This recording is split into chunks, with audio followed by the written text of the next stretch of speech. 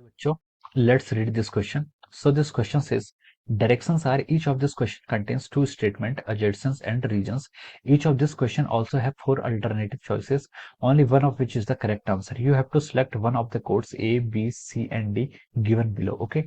A is our adjacent is correct and region is correct. And region is the correct explanation for the adjacent. ठीक है. B is our adjacent is correct and region is correct, and region is not correct explanation of the adjacent. C is adjacent is correct and region is incorrect, and D is our adjacent is incorrect and region is our correct. Okay.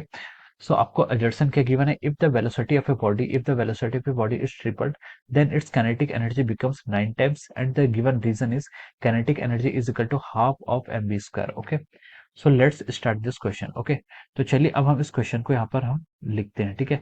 तो देखिए इस question का जो आपका की concept है, the key concept of this question is based upon our kinetic energy. ठीक है. इस क्वेश्चन का जो आपका की कॉन्सेप्ट है ये क्या आपका काइनेटिक एनर्जी पर बेस्ड है. ठीक है.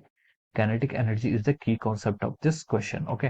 अब देखिए काइनेटिक एनर्जी को आप कैसे डिफाइन करते हैं. काइनेटिक एनर्जी को हम डिफाइन करते हैं कि kinetic energy is the energy which is associated with the motion of the object.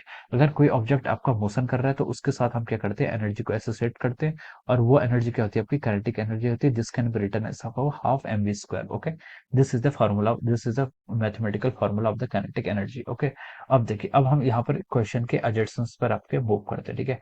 तो देखिए एडजेसेंट में आपको क्या गिवन है, if velocity of a body is tripled then kinetic energy will becomes 9 times. ठीक है. तो देखिए काइनेटिक एनर्जी को क्या लिखते हैं हम, काइनेटिक एनर्जी को आप लिखते हैं हाफ एम इंटू वी का स्क्वायर. ठीक है.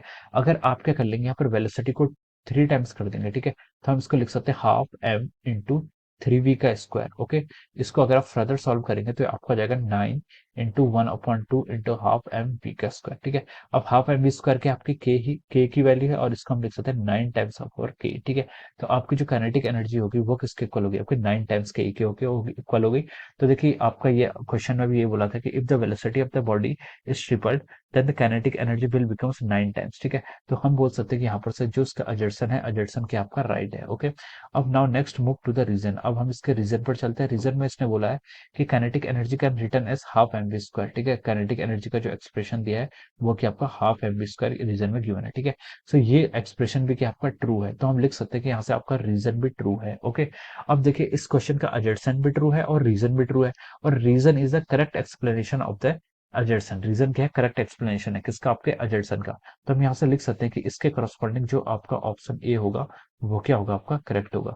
इसके करस्पॉन्डिंग हम लिख सकते हैं कि ऑप्शन ए इज करेक्ट. ठीक है. आपका इस क्वेश्चन के करस्पॉन्डिंग जो ऑप्शन ए होगा वो क्या होगा, आपका करेक्ट आंसर होगा. ठीक है.